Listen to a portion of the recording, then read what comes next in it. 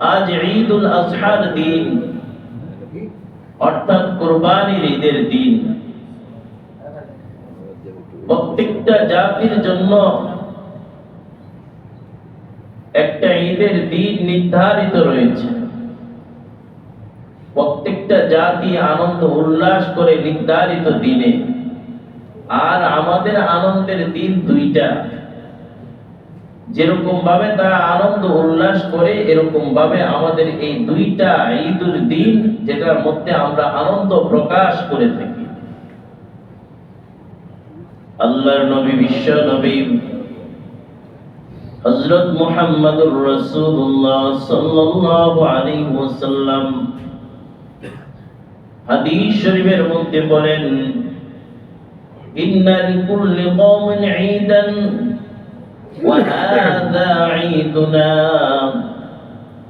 আল্লাহর নবী জনাবে মুহাম্মদুর রাসূলুল্লাহ সাল্লাল্লাহু আলাইহি ওয়াসাল্লাম বলেন, প্রত্যেকটা জাতির জন্য ঈদের দিন নির্ধারিত রয়েছে, আর এটা হলো আমাদের জন্য ঈদের দিন। আল্লাহর নবী জনাবে মুহাম্মদুর রাসূলুল্লাহ সাল্লাল্লাহু আলাইহি ওয়াসাল্লাম যখন মক্কা থেকে মদিনায় হিজরত করলেন, দেখতে পাইলেন মদিনার মানুষগুলো দুইটা দিন বিভিন্ন খেলাধুলার মধ্যে মত্ত থাকে, আনন্দ উল্লাসের মধ্যে মত্ত থাকে। আল্লাহর নবী সাহাবায়ে কেরামদেরকে জিজ্ঞাসা করলেন, ও সাহাবীরা, এই দুইটা দিন কোন দিন, যে দুইটা দিনের মধ্যে তোমরা আনন্দ উল্লাস করে থাকো, খেলাধুলার মধ্যে মত্ত থাকো? সাহাবায়ে কেরাম বললেন, ইয়া রাসূলুল্লাহ, ইয়া হাবিবাল্লাহ, এই দুইটা দিন হলো ওই দুইটা দিন যে দিনগুলোর মধ্যে আমরা আইয়ামে জাহিলিয়াতের সময় বিভিন্ন আনন্দ উল্লাসের মধ্যে, খেলাধুলার মধ্যে মত্ত থাকতাম। আল্লাহর হাবিব সাল্লাল্লাহু আলাইহি ওয়াসাল্লাম বললেন, তোমাদের এই দুইটা দিনের মধ্য থেকে সবচেয়ে উত্তম দুইটা দিন, এই দুইটা দিনকে আল্লাহ তাআলা পরিবর্তন করে তোমাদেরকে দুইটা দিন দিয়েছেন, যে দুইটা দিন তোমাদের এই দুইটা দিন থেকে অনেক উত্তম। ওই দুইটা দিন হলো, একটা হলো ইয়াউমুল আযহা, অর্থাৎ ঈদুল আযহার দিন, আরেকটা হলো ঈদুল ফিতরের দিন। হযরত আনাস রাদিয়াল্লাহু তাআলা আনহু থেকে বর্ণিত হাদিস, তিনি বলেন, قال قدم رسول الله صلى الله عليه وسلم المدينة ولهم يومان يلعبون فيهما، فقال ما هذان اليومان؟ قالوا كنا نلعب فيهما في الجاهلية. فقال رسول الله صلى الله عليه وسلم إن الله قد أبدلكم بهما خيرا منهما يوم الأضحى ويوم الفطر. আল্লাহর নবীর সাহাবী হযরত আনাস রাদিয়াল্লাহু তাআলা আনহু থেকে বর্ণিত হাদিস, তিনি বলেন, যখন আল্লাহর হাবিব সাল্লাল্লাহু আলাইহি ওয়াসাল্লাম মদিনাতুল মুনাওয়ারায় হিজরত করে আসলেন, তখন তিনি দেখতে পেলেন মদিনার মানুষগুলা দুইটা দিন বিভিন্ন আনন্দ উল্লাসের মধ্যে মত্ত থাকে, খেলাধুলার মধ্যে মত্ত থাকে। আল্লাহর হাবিব বললেন, ও সাহাবীরা, এই দুইটা দিন কোন দিন, যেই দিনগুলোর মধ্যে বিভিন্ন আনন্দ উল্লাসের মধ্যে মত্ত থাকো? আল্লাহর হাবিব সাল্লাল্লাহু আলাইহি ওয়াসাল্লামের প্রশ্নের জবাবে সাহাবায়ে কিরাম বললেন, ইয়া রাসূলুল্লাহ, ইয়া হাবিবাল্লাহ, ওই দুইটা দিন হলো, এই দুইটা দিন হলো, এই দুইটা দিনের মধ্যে আমরা জাহিলিয়াতের সময় বিভিন্ন আনন্দ উল্লাসের মধ্যে মত্ত থাকতাম, খেলাধুলার মধ্যে মত্ত থাকতাম।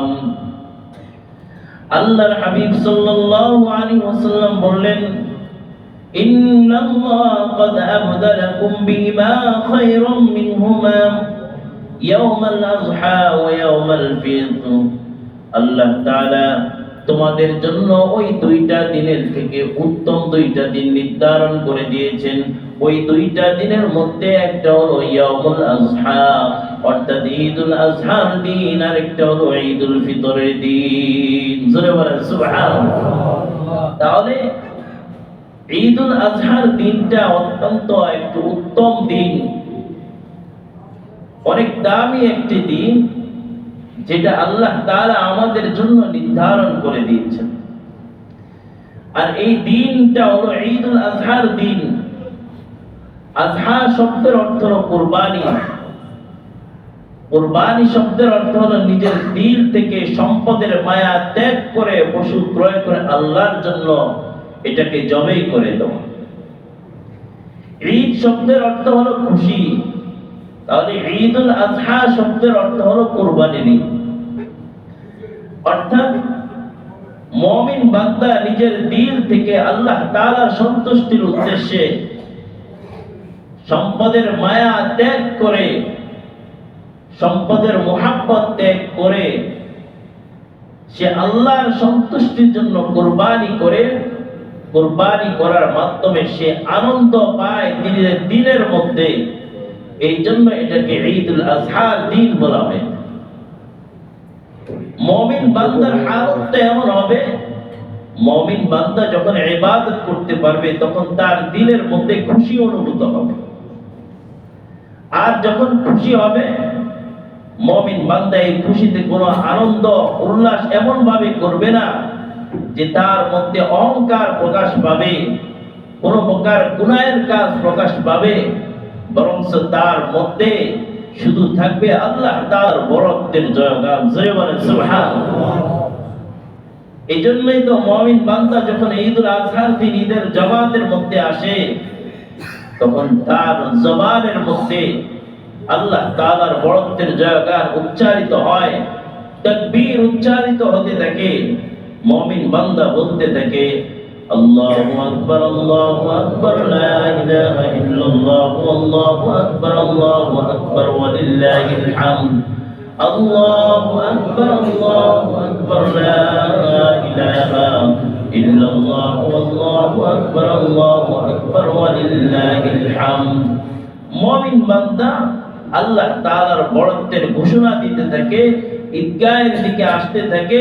ঈদগাহের মধ্যে আইসাও দিলে দিলে আল্লাহ তাআলার বরত্বের ঘোষণা দিতে থাকে। ঈদগাহ থেকে যখন যায় তখনও আল্লাহ তাআলার বরত্বের ঘোষণা দিতে থাকে।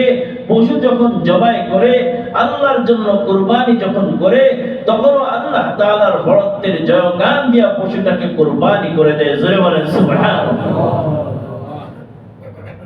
আজকের দিনে আমাদের প্রথম কাজ হলো ঈদের নামাজ আদায় করা। তারপরে হলো এখান থেকে দোয়া করে ফিরে গিয়ে আমরা কুরবানি করব। আজকের দিনের কাজ হলো এটা আমার কথা নয়, আল্লাহর নবী জনাবে মুহাম্মদুর রাসূলুল্লাহ সাল্লাল্লাহু আলাইহি ওয়াসাল্লাম হাদিসের মধ্যে এই কথা বলেছেন। হযরত বারা ইবনে আযিব রাদিয়াল্লাহু তাআলা আনহু থেকে বর্ণিত হাদিস, তিনি বলেন قال النبي صلى الله عليه وسلم إن أول ما نبدأ به في يومنا هذا أن نصلي ثم نرجع فننحر। আল্লাহর নবীর সাহাবী হযরত বারা ইবনে আযিব রাদিয়াল্লাহু তাআলা আনহু থেকে বর্ণিত হাদিস, তিনি বলেন আল্লাহর নবী বিশ্ব নবী হযরত মুহাম্মদুর রাসূলুল্লাহ সাল্লাল্লাহু আলাইহি ওয়াসাল্লাম বলেছেন, আজকের দিনের আমাদের প্রথম কাজ হলো নামাজ আদায় করা, তারপরে এখান থেকে ফেরত গিয়ে আল্লাহ তাআলার সন্তুষ্টির উদ্দেশ্যে কুরবানি করা। প্রথম কাজের জন্য আমরা ঈদগাহের মধ্যে, মসজিদের মধ্যে একত্রিত হয়েছি, নামাজ আদায় করব।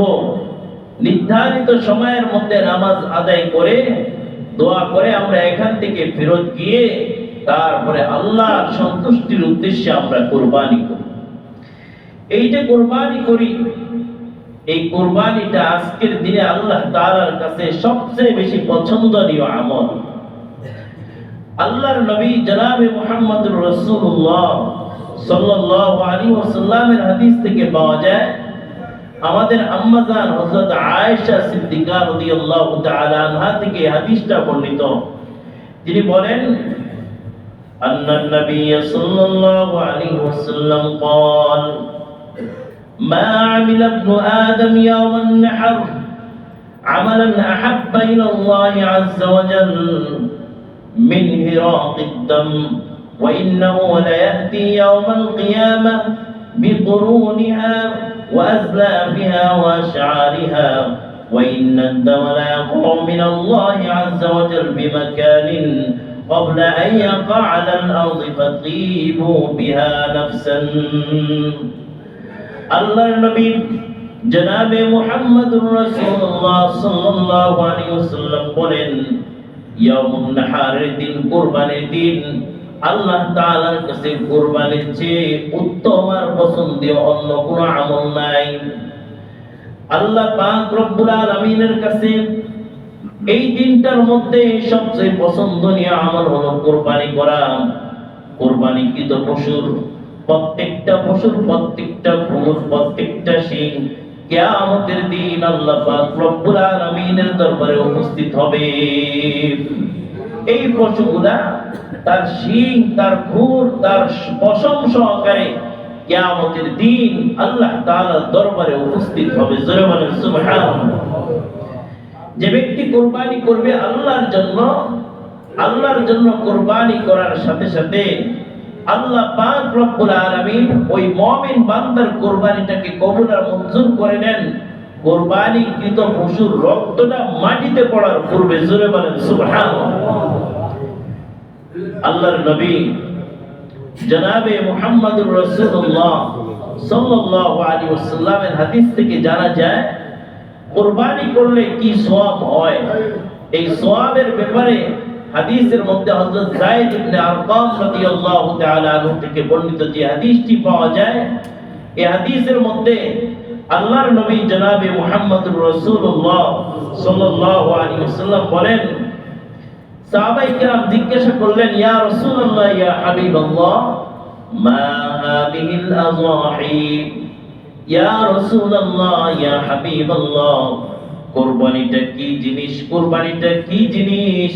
আল্লাহর হাবিব সাল্লাল্লাহু আলাইহি ওয়াসাল্লাম বললেন, সুন্নাতু আবিকুম ইব্রাহিম, এটা হলো তোমাদের পিতা ইব্রাহিম আলাইহিস সালাতু ওয়াস সালামের সুন্নাহ। সাহাবায়ে কিরাম জিজ্ঞাসা করলেন, ফামা লানা ফিহা ইয়া রাসূলুল্লাহ, আল্লাহর হাবিব সাল্লাল্লাহু আলাইহি ওয়াসাল্লামকে জিজ্ঞাসা করলেন, ইয়া রাসূলুল্লাহ ইয়া হাবিবাল্লাহ, এই কুরবানি করার মাধ্যমে আমাদের জন্য কি উজরত রয়েছে, আমাদের জন্য এর মাধ্যমে কি রয়েছে? আল্লাহর হাবিব সাল্লাল্লাহু আলাইহি ওয়াসাল্লাম বললেন, বিকুল্লি শাআরাতিন হাসানা। আল্লাহর হাবিব সাল্লাল্লাহু আলাইহি ওয়াসাল্লাম বললেন, কুরবানিকৃত পশুর প্রত্যেকটা পশমের বিনিময়ে আল্লাহ তাআলা সওয়াব দান করেন। সুবহানাল্লাহ। সাহাবায়ে কিরাম আশ্চর্যজনিত হয়ে গেলেন, ইয়া রাসূলুল্লাহ ইয়া হাবিবাল্লাহ, এই পশমের বিনিময়েও বুঝি আল্লাহ তাআলা সওয়াব দান করবেন? আল্লাহর হাবিব জনাবে মুহাম্মদুর রাসূলুল্লাহ সাল্লাল্লাহু আলাইহি ওয়াসাল্লাম বললেন, ফাসসুফি ইয়া রাসূলুল্লাহ, ক্বালা বিকুল্লি শাআরাতিন মিনাস সুফি হাসানাহ। আল্লাহর হাবিব সাল্লাল্লাহু আলাইহি ওয়াসাল্লাম বললেন, প্রত্যেকটা পশমের বিনিময়ে আল্লাহ পাক রব্বুল আলামিন সওয়াব দান করে দেন। সুবহানাল্লাহ। এই জন্য আল্লাহর সন্তুষ্টির উদ্দেশ্যে নিজের দিল থেকে সম্পদের মায়া ত্যাগ করে কুরবানি করা উদ্দেশ্য একটি, আল্লাহ তাআলার সন্তুষ্টি। যে ব্যক্তি একমাত্র আল্লাহ তাআলার সন্তুষ্টির উদ্দেশ্যে কুরবানি করবে, ওই ব্যক্তির কুরবানিটা তার রক্ত মাটিতে পড়ার পূর্বে আল্লাহ তাআলা কবুল আর মঞ্জুর করে নেন। সুবহানাল্লাহ। আল্লাহ তাআলা কুরআনুল কারীমের সূরা কাউসারের 2 নম্বর আয়াতের মধ্যে এই কথাই বলেছেন, তোমরা কুরবানি করো এবং নামাজ পড়ো একমাত্র আল্লাহর জন্য। আল্লাহ বলেন, ফাসাল্লি লিরাব্বিকা ওয়ানহার, ও নবী আপনি নামাজ পড়েন এবং কুরবানি করেন আপনার পালনকর্তার জন্য। তাহলে নামাজ, কুরবানি এটা হবে একমাত্র আল্লাহ তাআলার জন্য। শুধু নামাজই নয়, কুরবানি নয়, যত প্রকার আমল আছে সমস্ত প্রকার আমলগুলা একমাত্র আল্লাহর জন্যই হবে। আল্লাহ তাআলা অন্য আয়াতের মধ্যে বলেন, ইন্না সলাতি ওয়া নুসুকি ওয়া মাহইয়ায়া ওয়া মামাতি লিল্লাহি রাব্বিল আলামিন।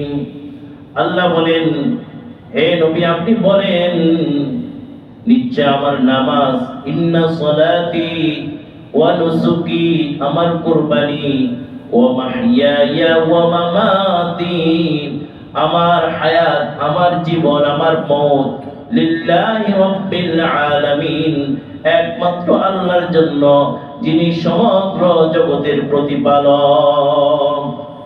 একমাত্র আল্লাহর জন্য আমার সমস্ত আমল, যে আল্লাহ তাআলা গোটা জগতের প্রতিপালক।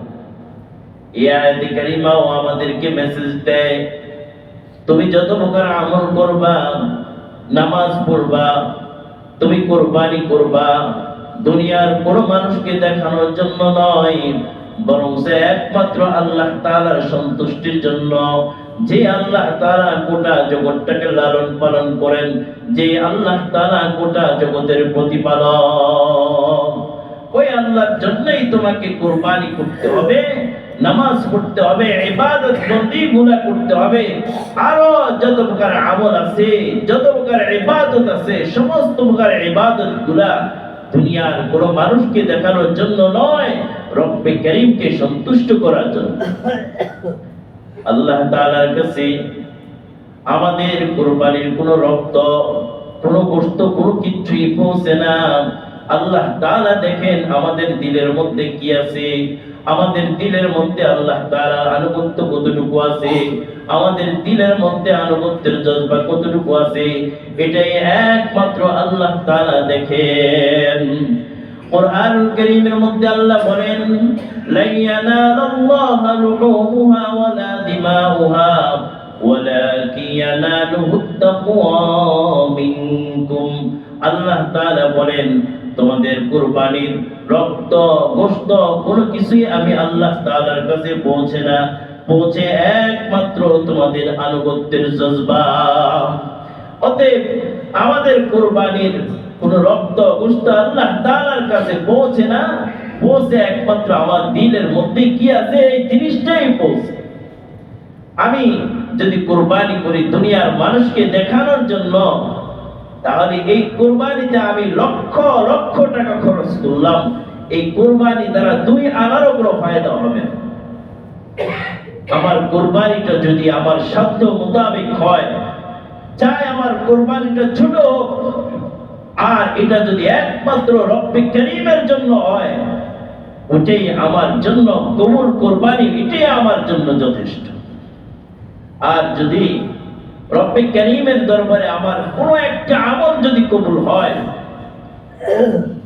একটা আমল যদি কবুল হয়, এটাই আমার নাজাতের জন্য যথেষ্ট হয়ে যাবে।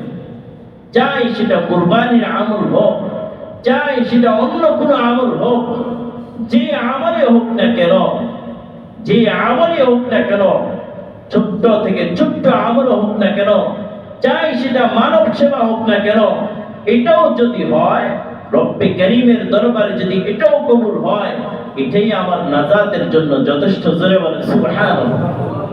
আল্লাহর হাবিব বলেন, আখলিস দীনাকা ইয়াকফিকাল আমালুল কলিল। তুমি তোমার ঈমানকে খাঁটি করো, অল্প আমলই তোমার নাজাতের জন্য যথেষ্ট হবে। তোমার নিয়ত খাঁটি করে তুমি আমল করো, অল্প আমল করো, এটা যদি আল্লাহর দরবারে কবুল হয়, এটা তোমার নাজাতের জন্য যথেষ্ট হবে। এই জন্য ভাই, উদাত্ত আহ্বান হলো কুরবানি করব দুনিয়ার কোনো মানুষকে দেখানোর জন্য নয়, একমাত্র রব্বুল আলামিনকে সন্তুষ্ট করার জন্য।